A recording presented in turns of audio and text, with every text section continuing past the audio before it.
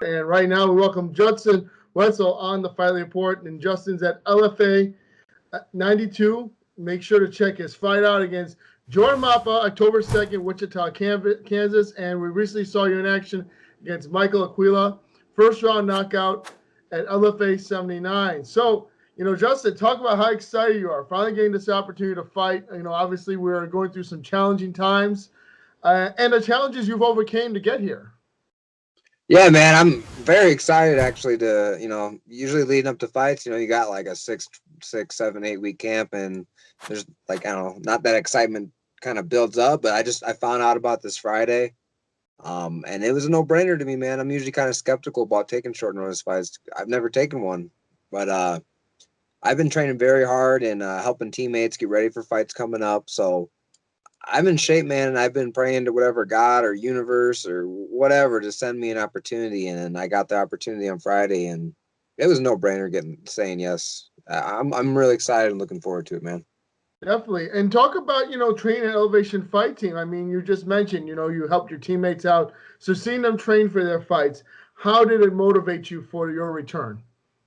Oh, dude, it's inspiring seeing what my teammates are doing right now. We got some champions, soon to be champions, and people coming up, winning bonuses, realizing their dreams, and it's just a matter of time till I get there, man.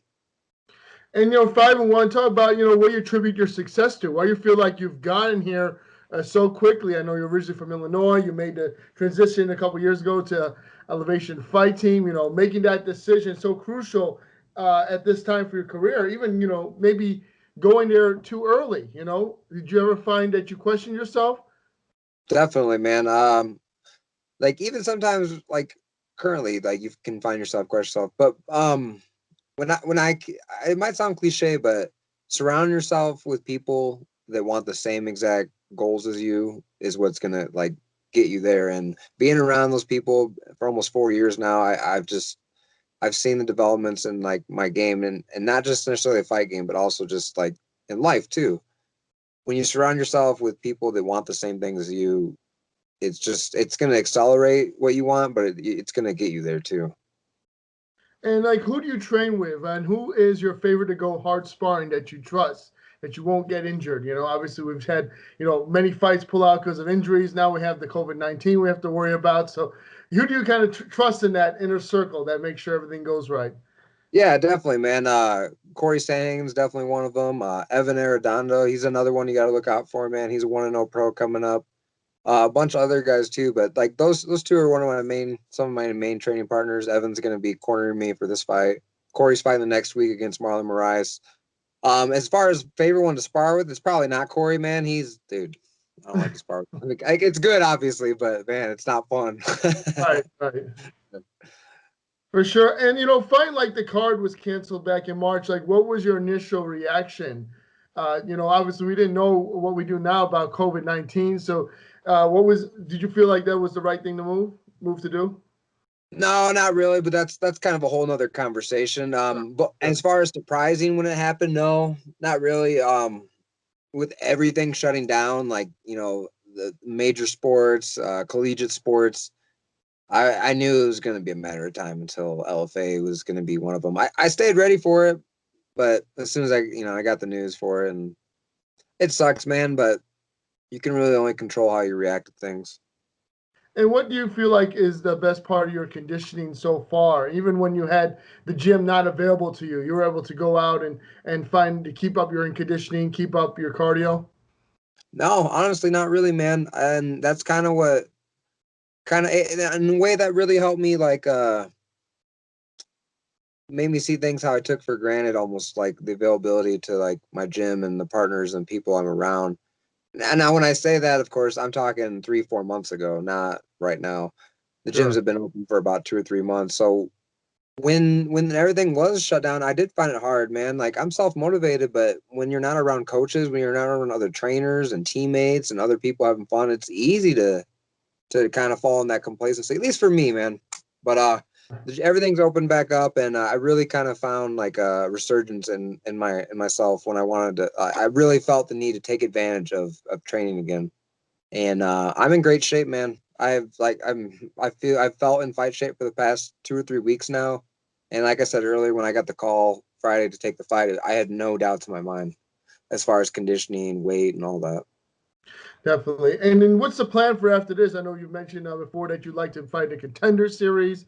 Obviously, we're going to see that come back in November.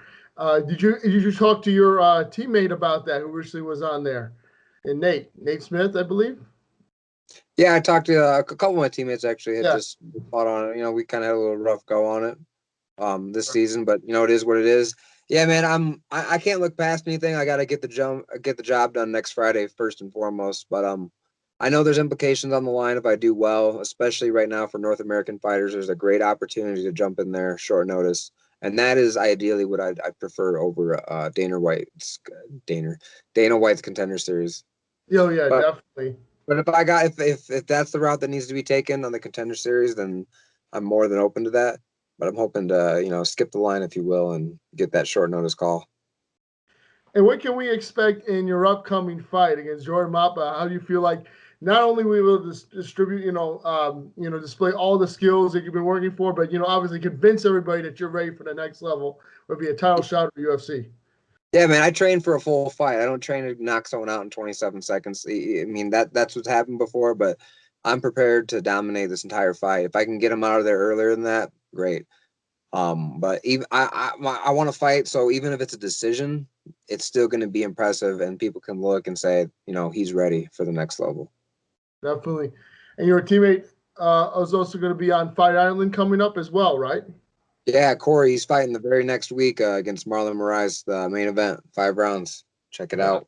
How do you feel about his performance? How do you think he's going to do, knowing that you've worked with him and obviously building off the last fight, which didn't go his way?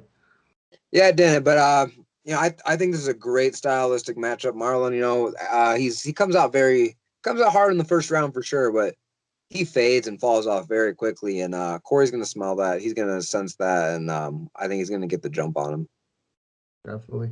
And talk about, in terms of performance, nutrition, what do you recommend to other fighters out there looking to get the edge or, looking to recover quickly? Man, it's easy for me to stay away from drugs and alcohol and all that, but sugar and junk food like that's my addiction, man. Yeah.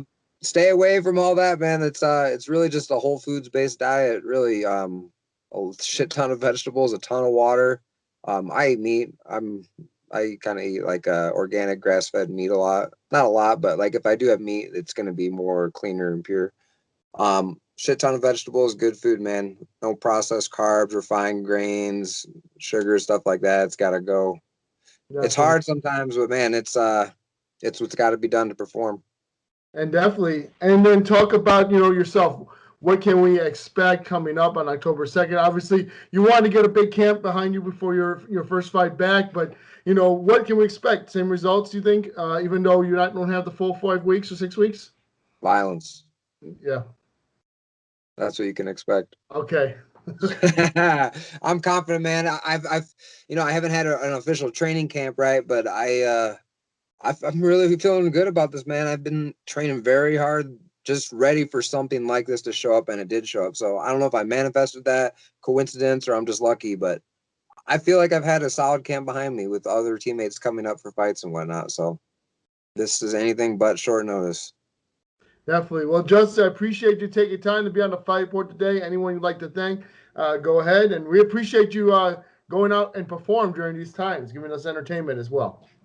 Yeah, first of all, thank you, Sean, for having me and putting this out there. I appreciate you helping me get my name out there, and I help you get yours out there. My management team, Dodge Sports, everything you guys do, you guys are the best.